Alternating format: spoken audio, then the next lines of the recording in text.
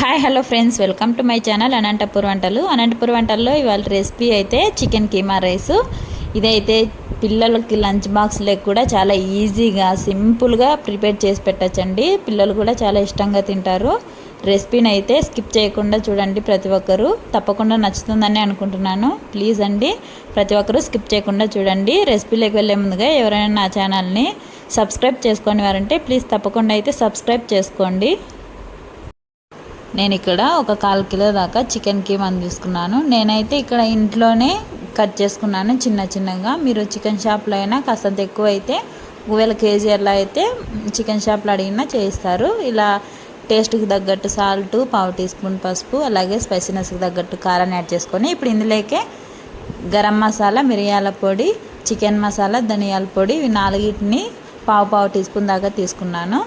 ఇక్కడ పుదీనా అలాగే కొత్తిమీర తీసుకొని ఒక అర చెక్క నిమ్మబద్దని ఇలా పిండుకోండి. రసము ఇలా బాగా కలుపుకోండి. ఇలా బాగా కలుపుకోండి. ఒక 10 నిమిషాలు అయితే పక్కన పెట్టుకోండి. ఇక్కడ ఏదైనా ఒక ప్యాన్ తీసుకొని ఇప్పుడు అందులోకి 2 లేదంటే 3 టేబుల్ స్పూన్ల దాకా ఆయిల్ తీసుకొని ఇప్పుడు అందులోకి బిర్యానీ ఆకు వేసుకోండి.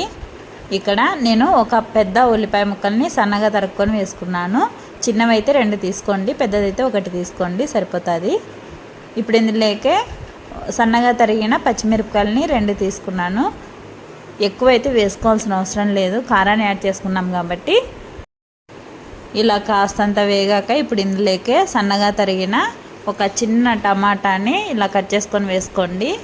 ఇప్పుడు ఇవి కాస్తంత వేగాక ఇందులోకి ఒక 1/2 టీ స్పూన్ దాకా అల్లం వెల్లుల్లి పేస్ట్ని అయితే వేసుకోండి. ఈ అల్లం వెల్లుల్లి పేస్టు పచ్చివాసన పోయేంత వరకు వేయించుకోండి. మంటనైతే మీడియం ఫ్లేమ్లో పెట్టుకొని అయితే వేయించుకోండి. హై ఫ్లేమ్లో పెట్టుకున్నామంటే మనకి అడుగు అంటేస్తుంది, అల్లం వెల్లుల్లి పేస్ట్ వేసాం కాబట్టి. ఇప్పుడు మనం ముందుగానే కలిపి పెట్టుకున్నాం కదా, ఈ చికెన్ కీమాని వేసేసుకోండి, బాగా కలుపుకోండి. ఇందులోకైతే వాటర్ అయితే అస్సలు యాడ్ చేయట్లేదు. మనం ఇలానే ఆయిల్లోనే బాగా వేగిపోతుంది. ఈ చికెన్ కీమా పర్ఫెక్ట్గా అయితే బాగా ఉడికిపోతుంది. చూడండి, కావాలంటే ఇలా బాగా కలుపుకున్న తర్వాత ఒక 5 నిమిషాల వరకు మూత పెట్టి ఉడికించుకోండి. ఇలా మూత పెట్టుకుంటే మనకి ఆ వేడికే ఆవిరికే ఈ కీమా అనేది ఉడికిపోతుంది బాగా. ఇలా మధ్య మధ్యలో మూత పెట్టుకొని చెక్ చేసుకొని ఒక 2-3 నిమిషాలకు ఒకసారి కలుపుకుంటూ ఉండండి, బాగా ఉడికిపోతుంది. నేను మళ్ళీ ఒకసారి మూత పెట్టుకొని కాసేపు 2 నిమిషాల వరకు ఉడికించుకున్నాను. చూసారు కదా, మనకి ఇంకా వాటర్ కన్సిస్టెన్సీ అనేది అస్సలు లేదు. ఇప్పుడు ఆయిల్ అనేది మనకి సపరేట్ అయితే వస్తుంది. ఇలా ఉన్నప్పుడే చెక్ చేసుకోండి ఒకసారి. ముక్క అనేది బాగా మెత్తగా ఉడికిపోయి ఉంటుంది. చూసారు కదా, పర్ఫెక్ట్గా అయితే ఉడికింది. నేను రైస్ని అయితే ముందే ఉడికించి పక్కన పెట్టుకున్నాను.